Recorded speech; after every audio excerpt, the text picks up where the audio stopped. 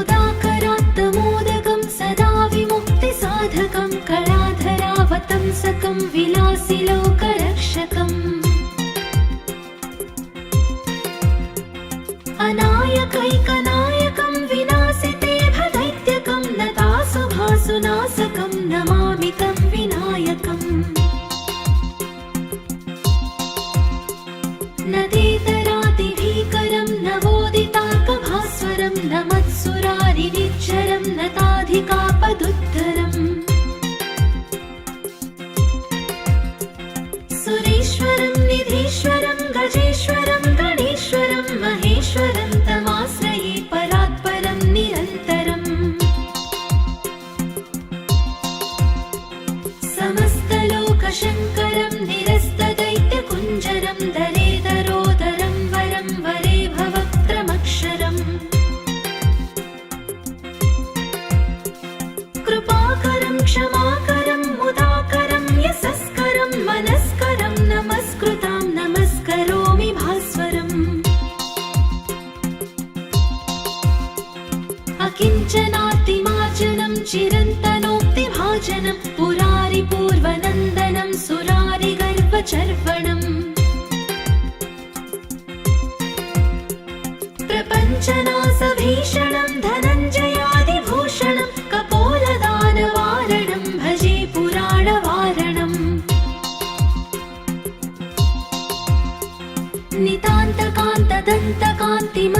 नितान्तकान्तदन्तकान्तिमन्तकान्तकात्मजम् अचिन्त्यरूपमन्तहीनमन्तराय कृन्तनम्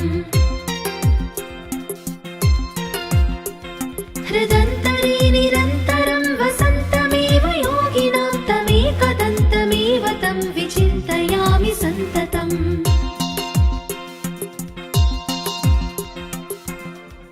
महागणेश पञ्चरत्नमादरेण योऽन्वहं प्रजल्पति प्रभातके हृदि स्मरन् गणेश्वरम् अरोगतामदोषतां सुसाहितिं सुपुत्रतां समाहितायुरष्टभूतिमभ्युपैति सोच्चिरात्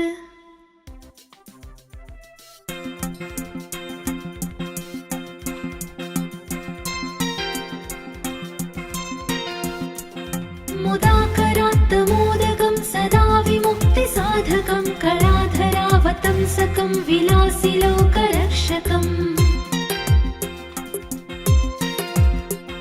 अनायकैकनायकं विनाशिते भदैत्यकं नतासुभासुनाशकं नमामि तं विनायकम् नदेतरातिभीकरं नवोदितार्कभास्वरं नमत्सुरारिनिच्चरं नताधिकापदुद्धरम्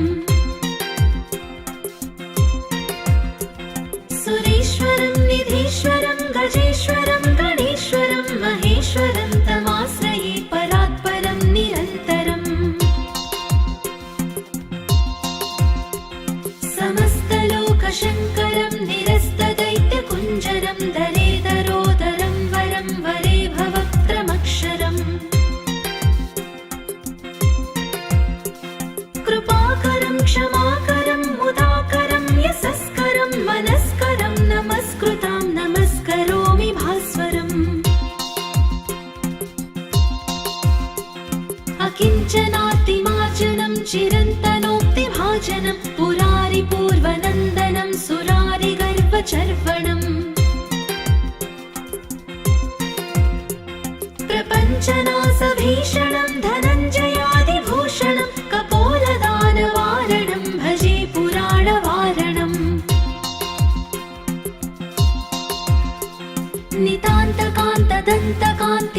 नितान्तकान्तदन्तकान्तिमन्तकान्तकात्मजम् अचिन्त्यरूपमन्तहीनमन्तराय कृन्तनम् हृदन्तरे निरन्तरं वसन्तमेव योगिनां तमेकदन्तमेव तं विचिन्तयामि सन्ततम्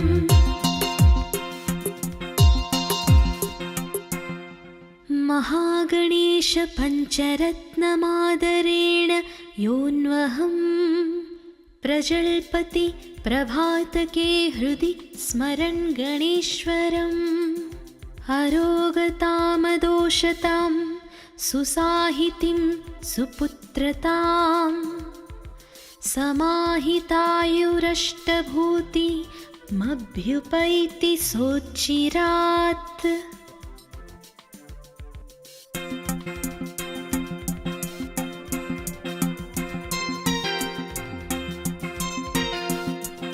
मुदाकरात्तमोदकं सदा विमुक्तिसाधकं कलाधरावतंसकं विलासिलोकरक्षकम् अनायकैकनायकं विनाशिते भदैत्यकं नतासुभासुनाशकं नमामि तं विनायकम्। नदेतरातिभीकरं नवोदिताकभास्वरं नमत्सुरारिनिच्चरं नताधिकापदुद्धरम् सुरेश्वरं निधीश्वरं गजेश्वरं गणेश्वरं महेश्वरं तमाश्रये परात्परं निरन्तरम्। समस्तलोकशङ्करं निरस्तदैत्यकुञ्जरं दरेदरोदरं वरं वरे भवक्त्रमक्षरम् कृपाकरं क्षमाकरं मुदाकरं यशस्करं मनस्करं नमस्कृतां नमस्करोमि भास्वरम्। अकिञ्चनातिमार्जनं चिरन्तनोक्तिभाजनं पुरारिपूर्वनन्दनं सुरारिगर्वचर्वणम् प्रपञ्चनाशभीषणं धनञ्जयादिभूषणं कपोलदानवारणं भजे पुराणवारणम्। नितान्तकान्तदन्तकान्तिमन्तकान्तकात्मजम् अचिन्त्यरूपमन्तहीनमन्तराय कृन्तनम् हृदन्तरे निरन्तरं वसन्तमेव योगिनां तमेकदन्तमेव तं विचिन्तयामि सन्ततम्।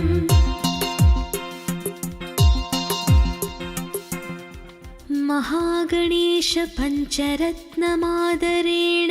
योऽन्वहम् प्रजल्पति प्रभातके हृदि स्मरन् गणेश्वरम् अरोगतामदोषतां सुसाहितिं सुपुत्रतां समाहितायुरष्टभूतिमभ्युपैति सोच्चिरात्।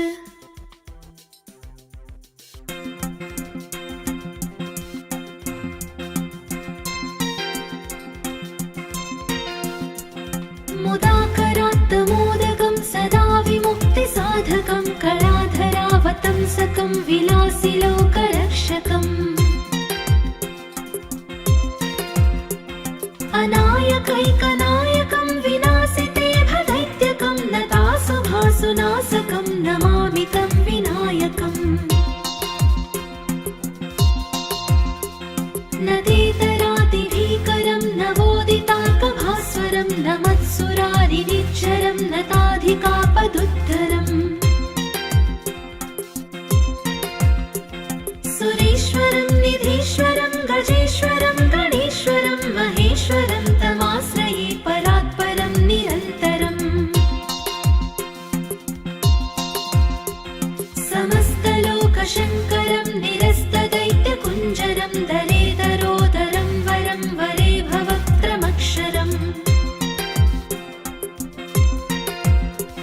कृपाकरं क्षमाकरं मुदाकरं यशस्करं मनस्करं नमस्कृतां नमस्करोमि भास्वरम्।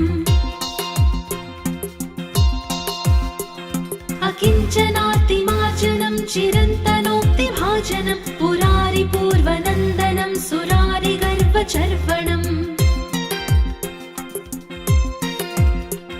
प्रपञ्चनाशभीषणं धनञ्जयादिभूषणं कपोलदानवारणं भजे पुराणवारणम्। नितान्तकान्तदन्तकान्तिमन्तकान्तकात्मजम् अचिन्त्यरूपमन्तहीनमन्तराय कृन्तनम् हृदन्तरे निरन्तरं वसन्तमेव योगिनां तमेकदन्तमेव तं विचिन्तयामि सन्ततम्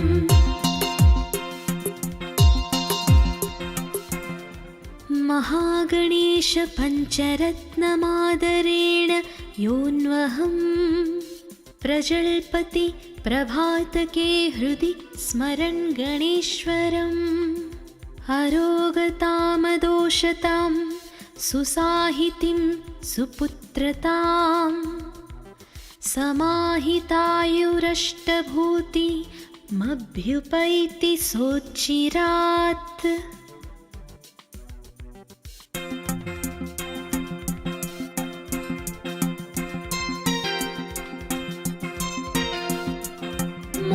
मुदाकरात्तमोदकं सदा विमुक्तिसाधकं कलाधरावतंसकं विलासिलोकरक्षकम्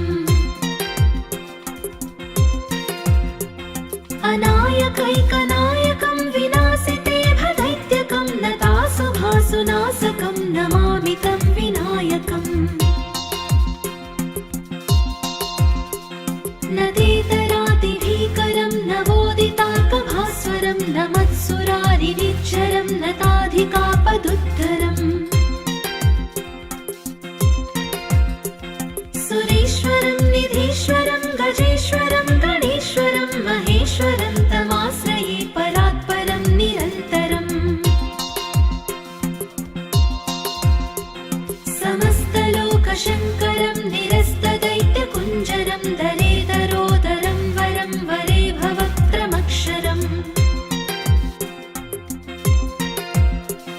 कृपाकरं क्षमाकरं मुदाकरं यशस्करं मनस्करं नमस्कृतां नमस्करोमि भास्वरम् अकिञ्चनातिमार्जनं चिरन्तनोक्तिभाजनं पुरारिपूर्वनन्दनं सुरारिगर्वचर्वणम्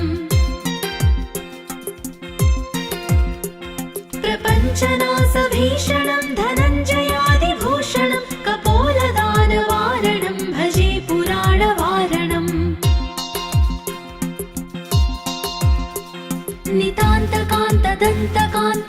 नितान्तकान्तदन्तकान्तिमन्तकान्तकात्मजम् अचिन्त्यरूपमन्तहीनमन्तराय कृन्तनम् हृदन्तरे निरन्तरं वसन्तमेव योगिनां तमेकदन्तमेव तं विचिन्तयामि सन्ततम्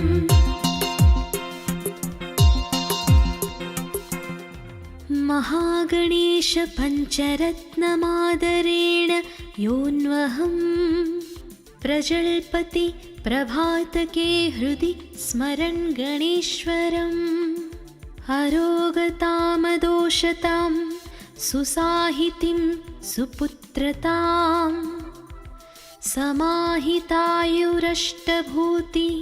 समाहितायुरष्टभूतिमभ्युपैति सोच्चिरात्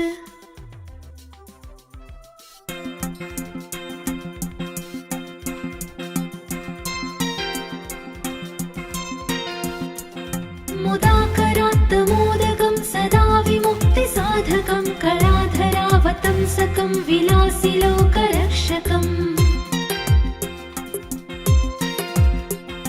अनायकैकनायकं विनाशिते भदैत्यकं नतासुभासुनाशकं नमामि तं विनायकम् नदेतरातिभीकरं नवोदिताकभास्वरं नमत्सुरारिनिच्चरं नताधिकापदुद्धरम् सुरेश्वरं निधीश्वरं गजेश्वरं गणेश्वरं महेश्वरं तमाश्रये परात्परं निरन्तरम् समस्तलोकशङ्करं निरस्तदैत्यकुञ्जरं दरेदरोदरं वरं वरे भवक्त्रमक्षरम् कृपाकरं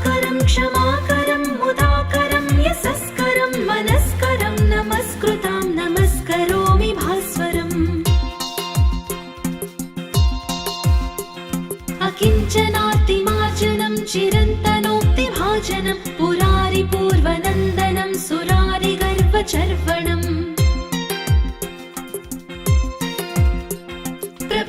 प्रपञ्चनासभीषणं धनञ्जयादिभूषणं कपोलदानवारणं भजे पुराणवारणम्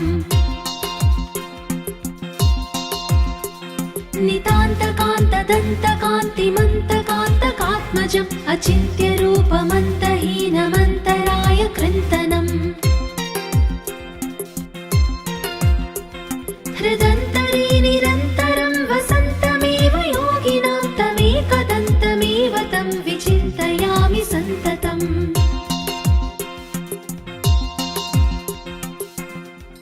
महागणेश पञ्चरत्नमादरेण योऽन्वहं प्रजल्पति प्रभातके हृदि स्मरन् गणेश्वरम् अरोगतामदोषतां सुसाहितिं सुपुत्रतां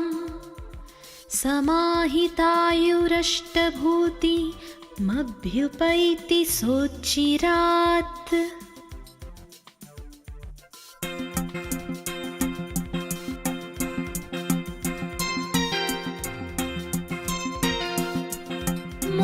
मुदाकरात्तमोदकं सदा विमुक्तिसाधकं कलाधरावतंसकं विलासिलोकरक्षकम् अनायकैकनायकं विनाशिते भदैत्यकं नतासुभासुनाशकं नमामि तं विनायकम् नदेतरातिभीकरं नवोदितार्कभास्वरं नमत्सुरारिनिच्चरं नताधिकापदुद्धरम्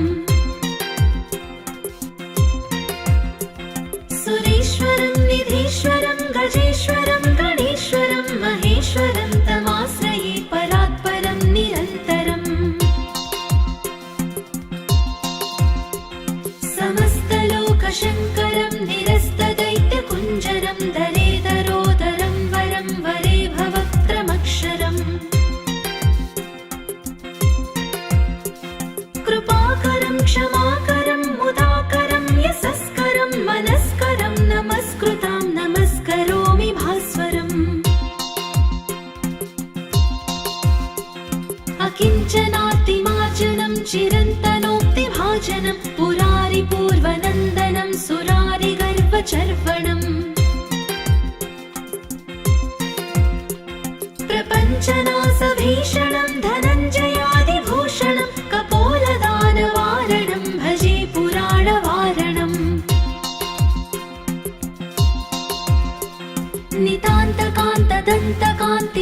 नितान्तकान्तदन्तकान्तिमन्तकान्तकात्मजम् अचिन्त्यरूपमन्तहीनमन्तराय कृन्तनम् हृदन्तरे निरन्तरं वसन्तमेव योगिनां तमेकदन्तमेव तं विचिन्तयामि सन्ततम्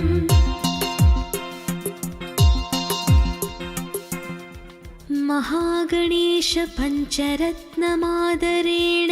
योऽन्वहं प्रजल्पति प्रभातके हृदि स्मरन् गणेश्वरम् अरोगतामदोषतां सुसाहितिं सुपुत्रतां समाहितायुरष्टभूतिमभ्युपैति सोच्चिरात्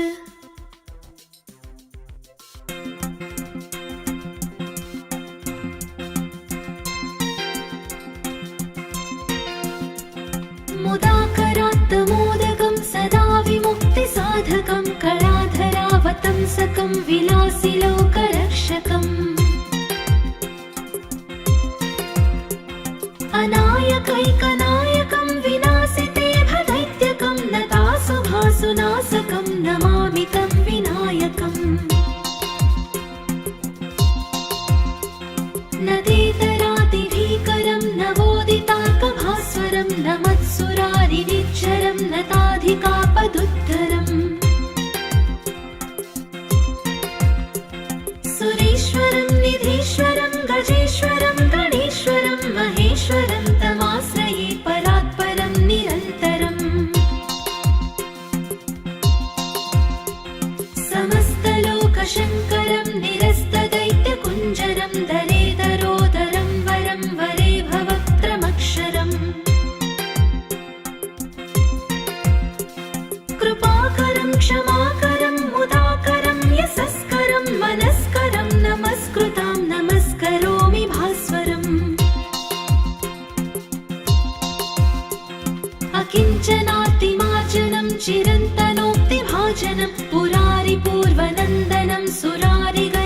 सर्वणम् प्रपञ्चनासभीषणं धनञ्जयादिभूषणं कपोलदानवारणं भजे पुराणवारणम्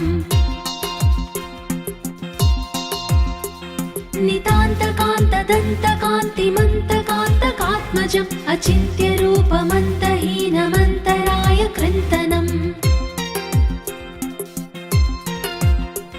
हृदन्तरे निरन्तरं वसन्तमेव योगिनां तमेकदन्तमेव तं विचिन्तयामि सन्ततम्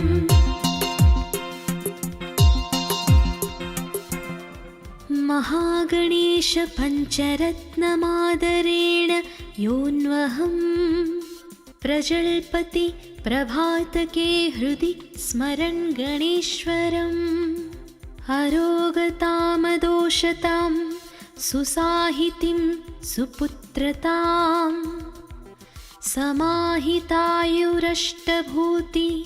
समाहितायुरष्टभूतिमभ्युपैति सोच्चिरात्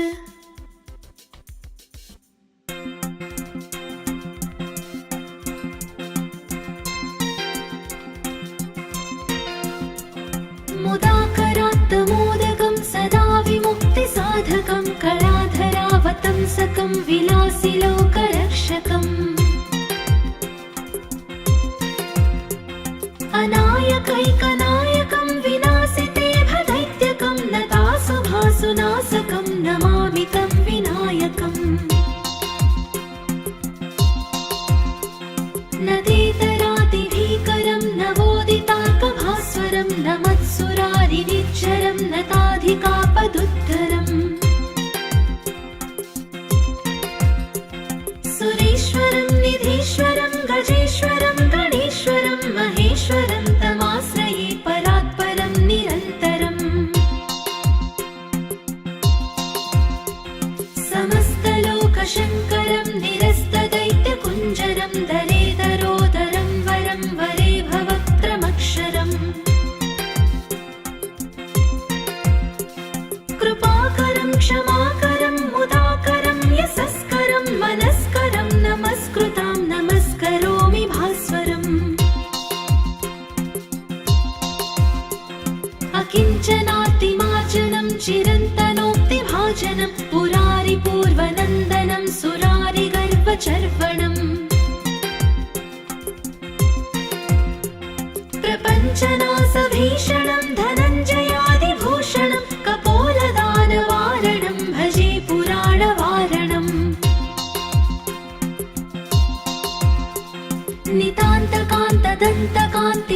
नितान्तकान्तदन्तकान्तिमन्तकान्तकात्मजम् अचिन्त्यरूपमन्तहीनमन्तराय कृन्तनम् हृदन्तरे निरन्तरं वसन्तमेव योगिनां तमेकदन्तमेव तं विचिन्तयामि सन्ततम्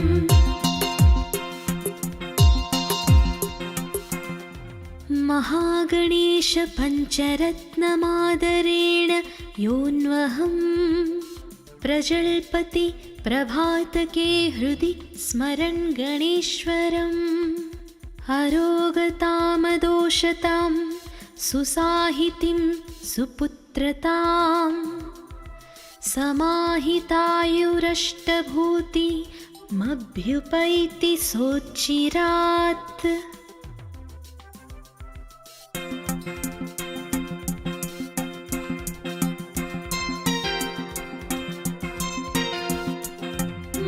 मुदाकरात्तमोदकं सदा विमुक्तिसाधकं कलाधरावतंसकं विलासिलोकरक्षकम्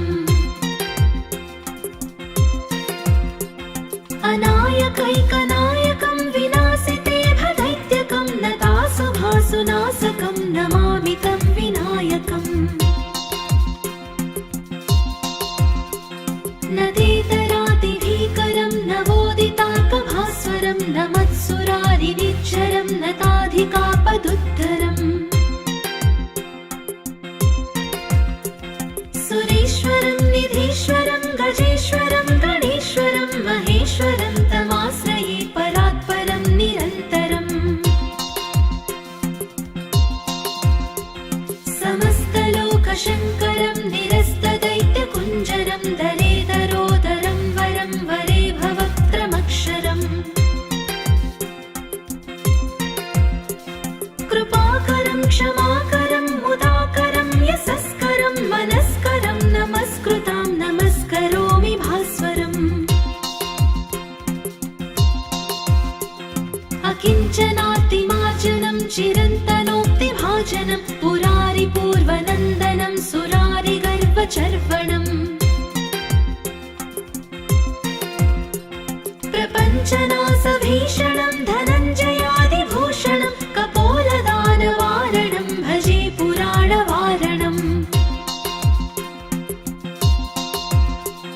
नितान्तकान्तदन्तकान्तिमन्तकान्तकात्मजम् अचिन्त्यरूपमन्तहीनमन्तराय कृन्तनम्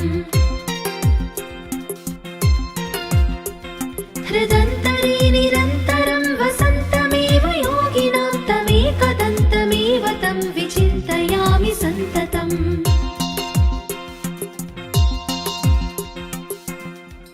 महागणेश पञ्चरत्नमादरेण योऽन्वहं प्रजल्पति प्रभातके हृदि स्मरन् गणेश्वरम् अरोगतामदोषतां सुसाहितिं सुपुत्रतां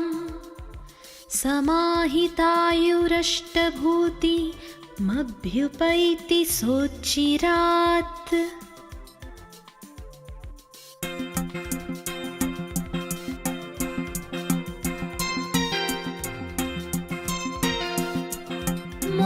मुदाकरात्तमोदकं सदा विमुक्तिसाधकं कलाधरावतंसकं विलासिलोकरक्षकम् अनायकैकनायकं विनाशिते भदैत्यकं नतासुभासुनाशकं नमामि तं विनायकम्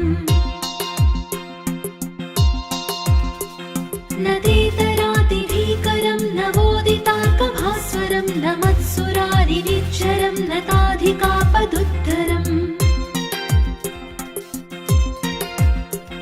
सुरेश्वरं निधीश्वरं गजेश्वरं गणेश्वरं महेश्वरं तमाश्रये परात्परं निरन्तरम्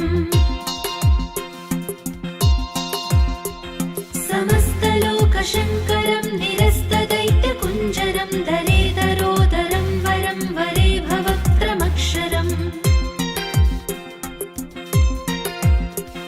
कृपाकरं क्षमाकरं मुदाकरं यशस्करं मनस्करं नमस्कृतां नमस्करोमि भास्वरम् अकिञ्चनातिमार्जनं चिरन्तनोक्तिभाजनं पुरारिपूर्वनन्दनं सुरारिगर्वचर्वणम् प्रपञ्चनाशभीषणं धनञ्जयादिभूषणं कपोलदानवारणं भजे पुराणवारणम्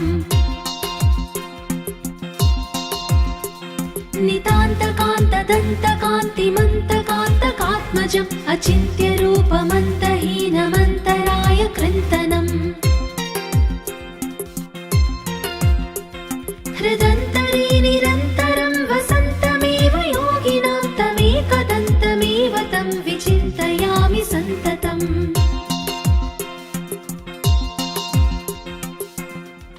महागणेश पञ्चरत्नमादरेण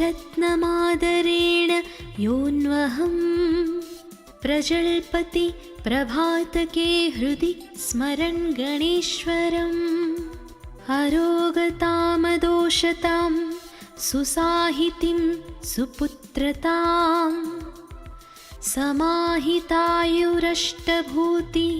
समाहितायुरष्टभूतिमभ्युपैति सोच्चिरात्